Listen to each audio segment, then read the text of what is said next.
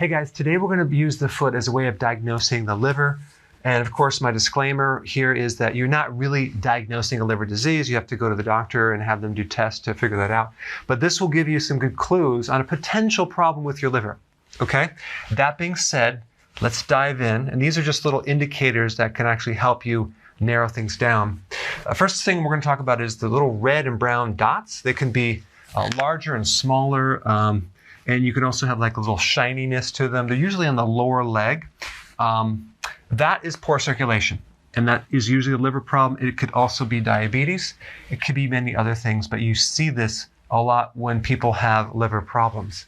So the actual appearance of the lower leg and the foot gives a lot of great information about the overall health of the person, because the heart has to send blood all the way down to your feet and then back through the vascular system. And usually if there's a liver problem or a heart problem, whatever, there's going to be a vascular problem. And you're going to see it in this part of your body a lot because of the poor circulation that's occurring. So a lot of these problems happen at the greatest distance from the heart. And also even with diabetes, for example, you see neurological problems in your feet and your hands because of that fact, because it affects the distal fingers, which is the point furthest away from the heart. Okay, so you'll see red and brown little discoloration type specks on the lower leg, and then something called spider veins, or another name would be spider nevis, which usually see this in cirrhosis. And what's happening to the liver is you're building up a lot of estrogen, and too much estrogen can affect the vascular system. So you can see varicose veins and spider veins, and you can see them in the lower legs. Then we have cracked heels, okay? This is usually a vitamin B3 deficiency or an omega-3 fatty acid deficiency. Why? Because one of the functions of the liver is to make bile and help you absorb these fatty acids, not just omega-3 fatty acids, but vitamin A, which could be involved in the skin, vitamin E, which could be involved in the skin. Those are fat-soluble vitamins. But vitamin B3 also affects the skin. Other B vitamins also can affect the skin as well, just how they relate to the cofactor to help the enzymes work, especially with proteins.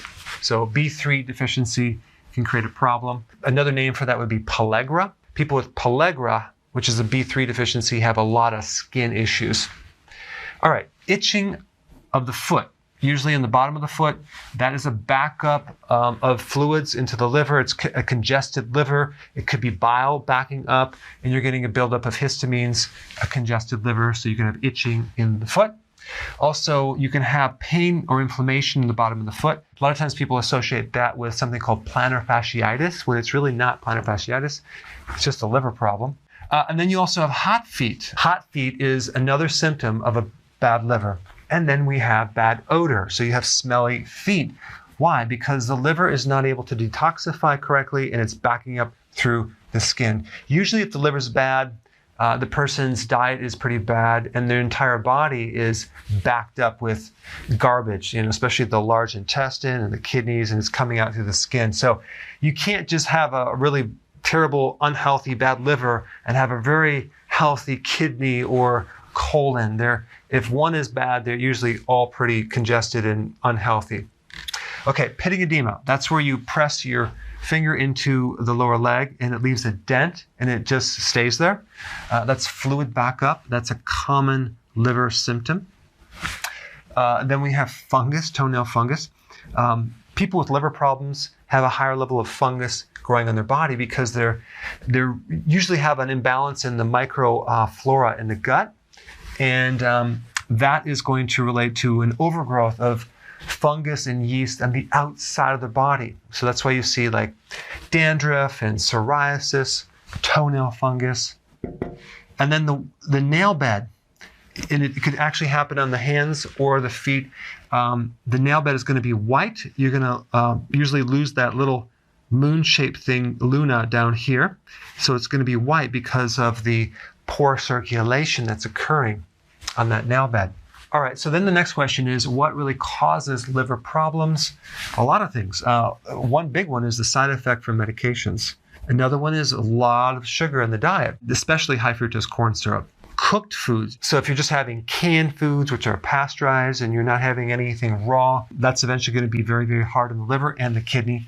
And also a lack of any vegetables. And if you're eating junk food combined with that, you have no enzymes to put in the body, no antioxidants from these vegetables. So that can be a problem. Excessive alcohol, that's a given.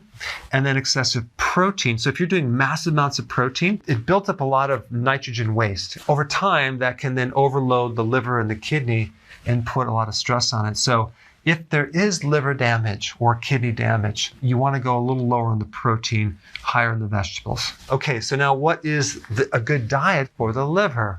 Now, if you're new to my channel, click the link down below. I will show you a combination of a healthy ketogenic diet and intermittent fasting. Okay, so that's what I'm going to recommend. For those of you that are not new and you've been on my channel, if you watch a lot of videos, you already know this. You're on the program. You're already getting great success. So go ahead and put your comments down below so the new people can see that that really does work. All right, thanks for watching. Hey, if you're liking this content, please subscribe now, and I will actually keep you updated on future videos.